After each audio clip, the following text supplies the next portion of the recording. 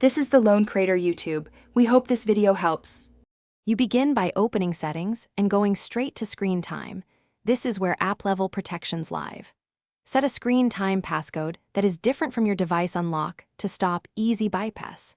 Once that is done, turn on Screen Time and choose whether you want app limits for categories or specific apps.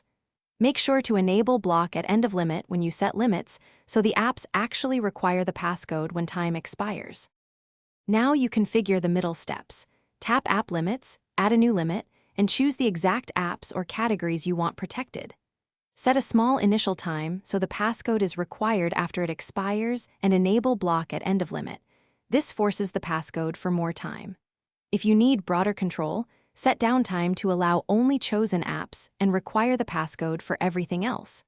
Make sure to check Always Allowed so essential apps remain accessible. Finish by testing.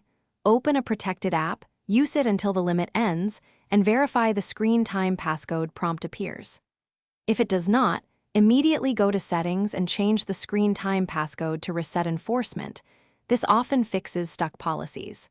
If problems persist, restart the iPhone to clear temporary state and recheck app limits and downtime. One key troubleshooting tip: sign out and back into iCloud only as a last resort because it can alter synced screen time settings.